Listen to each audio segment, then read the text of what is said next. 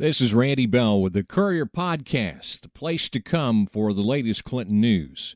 Clinton could soon take a step to acknowledge one of the darker moments in the city's past. A Mississippi College history professor is asking the aldermen to place a marker near the spot where two black men arrested on robbery charges were taken from jail and later lynched in 1894.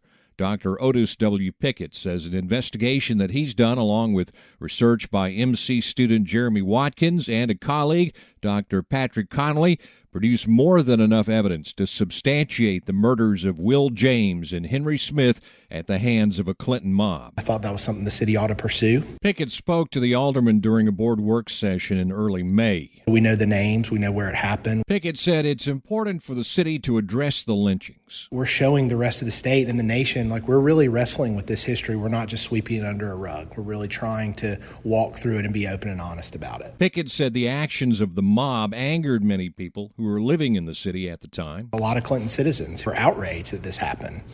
We have a resolution from Mississippi College faculty and alumni that had a number of resolutions saying they absolutely denounced this. James and Smith had been arrested for robbing a store and were in the jail known as the Clinton Calaboose when the mob took them and left the men hanging from persimmon trees about a mile from town along Clinton-Raymond Road.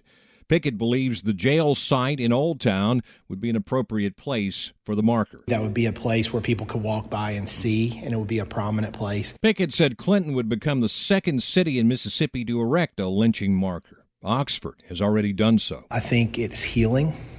I think it can bring us together and make us stronger. Pickett will be leaving his position at MC at the end of June. And I wanted to make sure before I left these documents were disseminated to the aldermen so that someone else doesn't have to go back and do the research again later. He said Alderwoman Ricky Garrett has been an advocate for the project and helped to arrange his appearance before the board. The city's ad hoc history committee has been working in recent years to tell the story of race relations in Clinton. Some of it would make you really proud. Some of it would make you just flinch. That's committee member Martha Hudson. Finding people who were lynched is another part of that story. We cannot pick and choose. And it might be something we would rather not explore, but we must for the sake of telling the history as it happened. There's already a marker in Old Town commemorating the assassination of Senator Charles Caldwell, who was ambushed a few weeks after encouraging fellow blacks to vote in an 1875 election.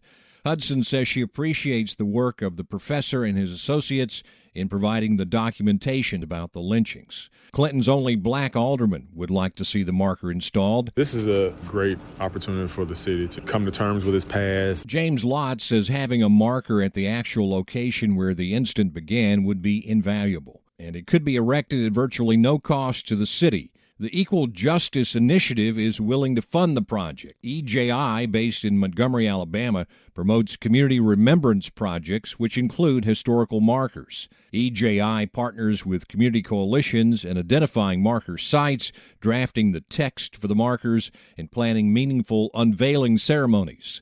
The organization pays the cost of fabricating the markers and having them shipped to the communities. A statement on its website says EJI believes historical markers change our national landscape. They publicly claim the truth in necessary ways. And while the marker could serve as an official acknowledgement of what happened to these two men 128 years ago, Will James and Henry Smith were not the only victims of mob violence in Clinton. It's believed that Ellis Young met a similar fate in 1888. Pickett has been trying to document that incident, but he said more research needs to be done. Eventually, the names of all three men could be added to a lynching memorial at the Mississippi Civil Rights Museum in Jackson, which now lists the Clinton victims as unknown black males. The museum is doing its own research to confirm Pickett's findings. I'm Randy Bell.